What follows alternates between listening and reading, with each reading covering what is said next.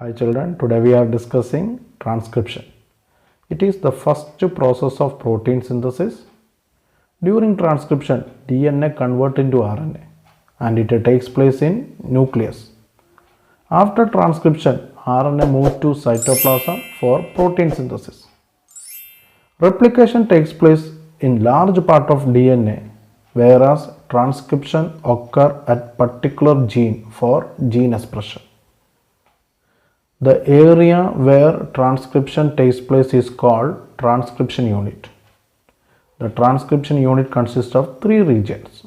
The first one, promoter, structural gene, and last, terminator. Promoter is a small sequence of DNA.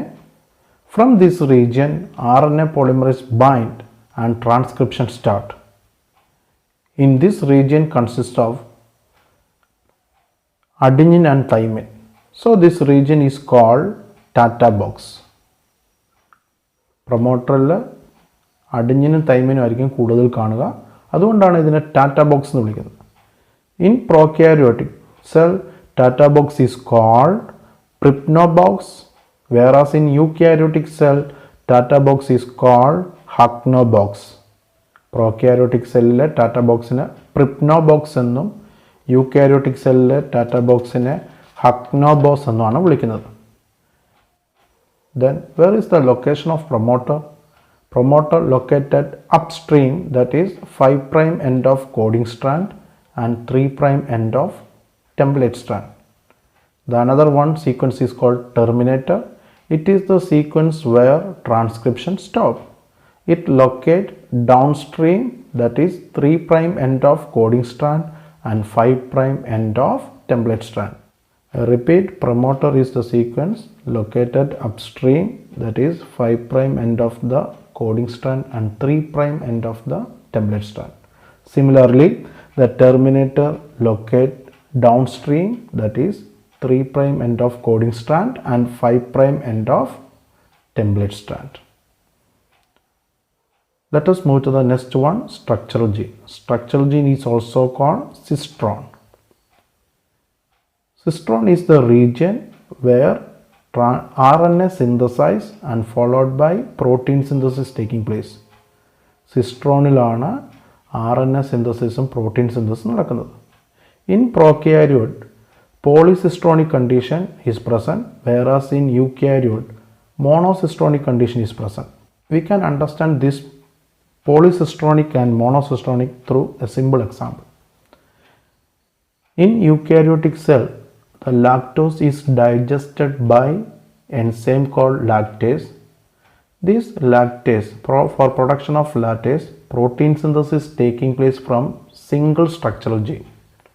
Lactase എന്ന enzyme produce ചെയ്യുന്നത് ഒറ്റ structural ജീനാണ്. Whereas in prokaryote, lactose is digested by three enzymes: beta galactosidase, permease and transacetylase. For production of these three enzymes require three structural genes. So that is a polycistronic. This polycistronic condition, that is a lactose metabolism, you will study in lacopron. Then we are moving to the next point, that is a template strand and coding strand.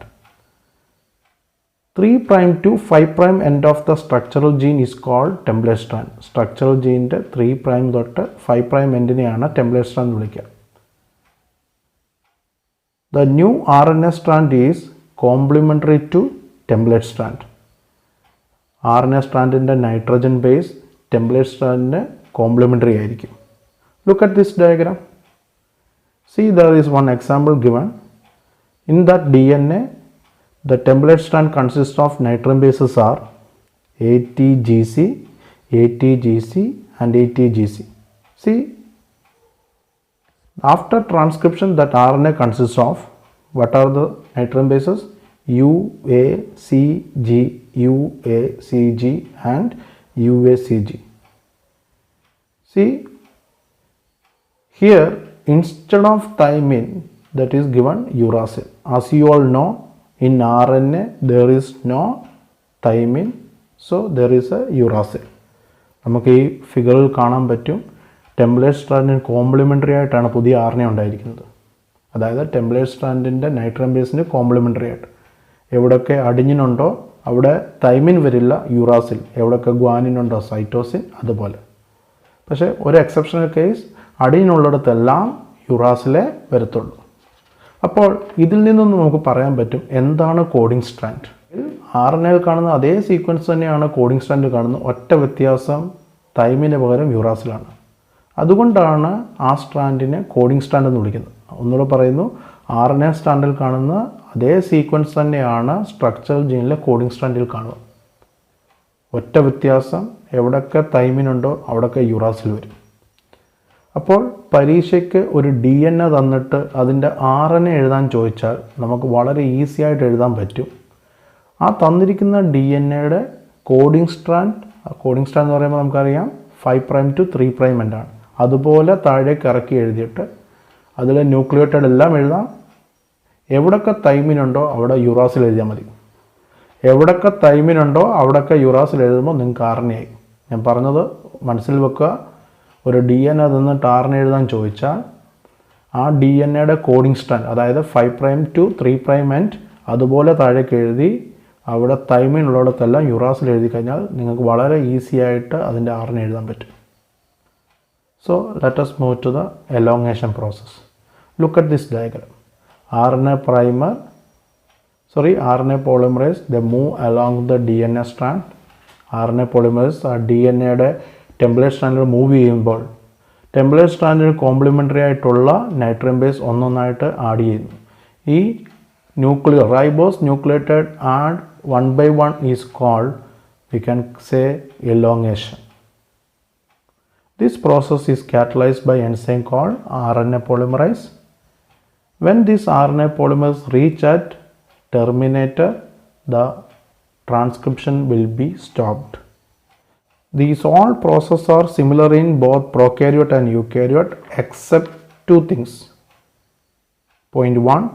In eukaryote, for transcription 3 enzymes are required. In eukaryote transcription 3 enzymes വേണം. What are they? RNA polymerase 1, RNA polymerase 2, RNA polymerase 3. RNA polymerase 1 transcribe to form rRNA. Keep it in mind, RNA polymerase 1 transcribe and form rRNA. RNA polymerase 2 transcribe and form precursor of mRNA, that is hnRNA. RNA polymerase 2 transcribe and form precursor of mRNA, that is hnRNA. The full form of hnRNA is heterogeneous nuclear RNA. പ്രോകാരിയോട്ടിൽ directly mRNA ഉണ്ടാകുന്നു. പക്ഷേ യൂകാരിയോട്ടിൽ hnRNA processing വഴിയാണ് mRNA ആകുന്നത്. അതാണ് പ്രിക്കർസർ of mRNA എന്ന് വിളിക്കുന്നത്. Then RNA polymerase 3 transcribe to form tRNA. Then how hnRNA become mRNA? That is the second exceptional things. ഞാൻ ഓൾറെഡി പറഞ്ഞു പ്രോകാരിയോട്ടിൽ ഡയറക്റ്റ്ലി mRNA ഉണ്ടാകുന്നു. പക്ഷേ ഇവിടെ hnRNA പ്രോസസ്സിങ് വഴിയാണ് mRNA ഉണ്ടാകുന്നത്. എന്തുകൊണ്ടാണ് hnRNAക്ക് ആ പേര് വരാൻ കാരണം? Because it consist of 2 genes, exons and introns. Exons can code the amino acid and they can do protein synthesis, but introns cannot code the amino acid. Exonന് amino acidനെ code ചെയ്യാം, അപ്പോൾ അതിന് പ്രോട്ടീൻ സിന്തസിസ് ചെയ്യാം. എന്നാൽ introns they cannot code the amino acid, so they cannot do protein synthesis. That is why introns should be removed. Protein സിന്തസിന് ചെയ്യാൻ പറ്റാത്തതുകൊണ്ട് ഇൻട്രോൺസിനെ റിമൂവ് ചെയ്യണം. That process is done by splicing. Splicing process വഴി അവിടെയുള്ള hnRNAയിലെ ഇൻട്രോൺസിനെല്ലാം remove ചെയ്ത് എക്സോൺസിനെ കൂട്ടിച്ചേർക്കുന്നു. Okay, then 2 more processes are required. The hnRNA becomes functional. What are they? Capping and tailing. hnRNA function ആണെങ്കിൽ സ്പ്ലൈസിങ് കൂടാതെ 2 പ്രോസസ്സുകൾ വേണം, ക്യാപ്പിങ്ങും ടെയിലിങ്ങും. ക്യാപ്പിങ്ങിൻ്റെ സമയത്ത് methyl guanosine triphosphate link at 5' end of hnRNAയുടെ 5' എൻഡിൽ ഗ്വാനോസിൻ ട്രൈഫോസ്ഫേറ്റ് ലിങ്ക് ചെയ്യുന്നതാണ് capping. During tailing poly adenine molecule link at 3' അല്ലെങ്കിൽ 3' എൻഡ് ഓഫ് HNRNA. ടെയിലിങ്ങിൻ്റെ സമയത്ത് പോളി അഡിനിൻ ധാരാളം അഡിനിൻ മോളിക്യൂൾ 3' എൻഡ് ഓഫ് HNRNAയിൽ ബൈൻഡ് ചെയ്യുന്നു. ഇപ്പോഴാണ് HNRNA ബിക്കം ഫങ്ഷണൽ mRNA ആയത്. പ്രോക്യാരിയോട്ടിൽ ഇങ്ങനെയുള്ള പോസ്റ്റ് ട്രാൻസ്ക്രിപ്ഷൻ പ്രോസസ്സ് ഇല്ല. യൂക്യാരിയോട്ടിൽ പോസ്റ്റ് ട്രാൻസ്ക്രിപ്ഷൻ വഴിയാണ് HNRNA mRNA ആയത്. ഞാൻ പറഞ്ഞു 2 എക്സെപ്ഷണൽ തിങ്സ് യൂക്യാരിയോട്ടിലുണ്ട്. ഒന്ന്, യൂക്യാരിയോട്ടിൽ 3 RNA പോളിമറേസ് വേണം, എന്നാൽ പ്രോക്യാരിയോട്ടിൽ ഒറ്റ RNA പോളിമറേസ് മതി 3 RNA ആയ rRNAയും mRNAയും tRNAയും നിർമ്മിക്കാൻ. എന്നാൽ പ്രോക്യാരിയോട്ടിൽ 3 RNA പോളിമറേസ് വേണം. RNA പോളിമറേസ് 1 ട്രാൻസ്ക്രൈബ് ചെയ്താണ് rRNA ഉണ്ടാകുന്നത്. RNA പോളിമറേസ് 2 ട്രാൻസ്ക്രൈബ് ചെയ്താണ് പ്രിക്കർസർ ഓഫ് mRNA ഉണ്ടാകുന്നത്. RNA പോളിമറേസ് 3 ട്രാൻസ്ക്രൈബ് ചെയ്താണ് tRNA ഉണ്ടാകുന്നത്. That's all today's portion. I hope all of you understand. Thanks for watching. Thank you, children.